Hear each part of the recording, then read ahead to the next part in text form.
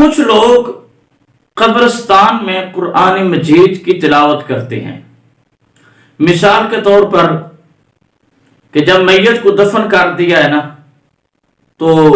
7 دن کے لیے، 11 دن کے لیے، 5 دن کے لیے وہاں پر ایک حافظ قرآن کو بٹھا دیا جاتا ہے،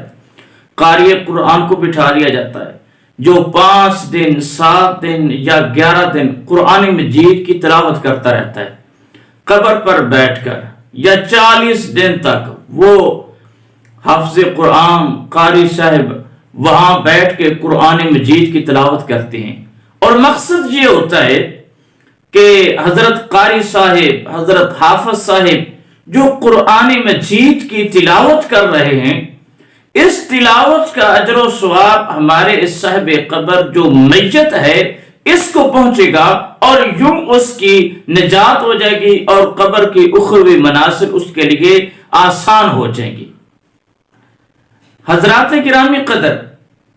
دلائل شرعیہ کی روح سے اگر اس عمل کا جائزہ لیں تو اس کا وجود ہمیں شریعت مطہرہ کے اندر نہیں ملتا۔ دیکھیں نبی مکرم علیہ السلام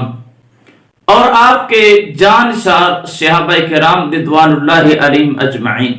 ان سے جی عمل ثابت نہیں ہے۔ آپ قرآن مجید کو پڑھ ڈالیے، سورۃ الفاتحہ سے لے کر سورۃ الناس تک، اور کتب احادیث کی تلاوت کیجیے، آپ کو کہیں بھی نہیں ملے گا کہ نبی مکرم علیہ السلام اور حضرات صحابہ کرام رضوان اللہ علیہم اجمعین انہوں نے یوں اس طرح 5 دن، 7 دن، 11 دن یا 40 دن قرآن مجید کی تلاوت کی ہو قبر پہ بیٹھ کے، تاکہ ہمارے اس قبر والے مردے کی بخشش ہو جائے، اس کی آخرت کی منزلیں آسان ہو جائیں، اور ہماری اس تلاوت کا اجر و ثواب اس صاحب قبر کو مل جائے۔ کہیں بھی ایسا نہیں ملے گا۔ تو جب صاحب نبوت رسالت نے یہ عمل نہیں کیا،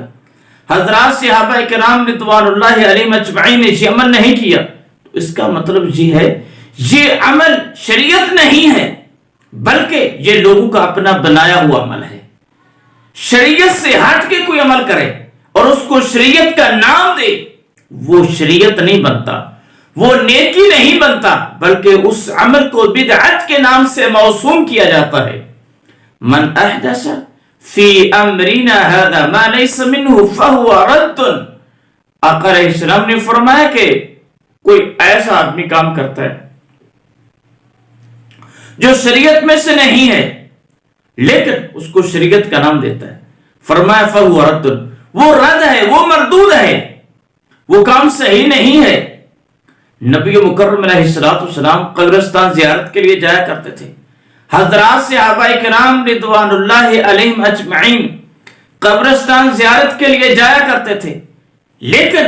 اتنا تو ملے گا کہ آقا علیہ السلام قبرستان گئے، زیارت کی،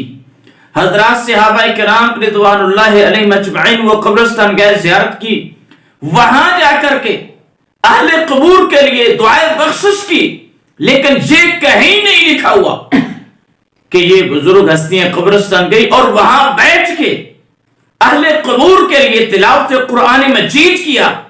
تاکہ ہماری تلاوت کا اجر و ثواب وہ اہل قبور کو مل جائے۔ اگر یہ عمل افضل ہوتا، اعلیٰ ہوتا، دین ہوتا، شریعت کا جز اور حصہ ہوتا، یقین رکھیں یہ نیک لوگ ہم سے کہیں زیادہ اس عمل کو کرنے میں متقدم ہوتے، پہل کرنے والے ہوتے، انہوں نے نہیں کیا، کیوں؟ یہ شریعت تھا ہی نہیں۔ آقا علیہ السلام کا فرمان ہے لا تجعلوا بیوتکم مقابر، لوگو تم اپنے گھروں کو قبرستان نہ بناؤ، فإن الشیطان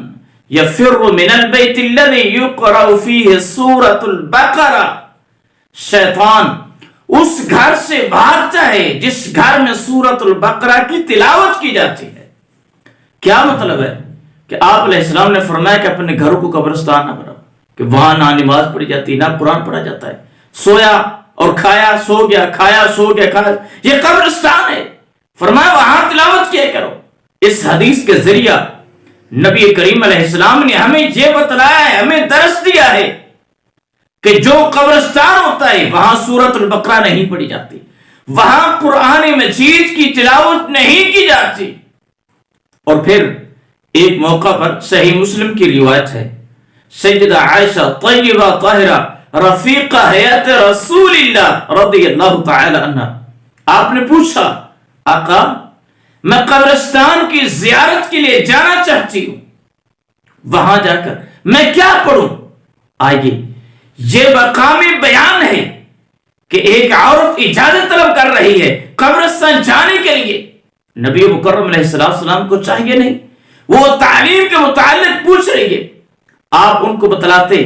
جب تو قبرستان جائے تو یہ پڑھنا ہے، یہ دعا بھی پڑھنی ہے، وہاں پر قرآن مجید کی تلاوت بھی کرنی ہے۔ لیکن حبیب کبریا علیہ السلام نے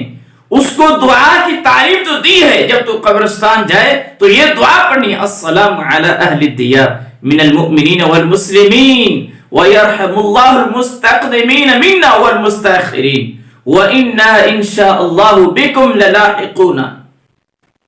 اس دعا کی تعلیم دی ہے، یہ دعا پڑھنی ہے، لیکن یہ نہیں بتلایا کہ قبرستان جب جاؤ تو وہاں بیٹھ کے قرآن مجید کی تلاوت کرنی ہے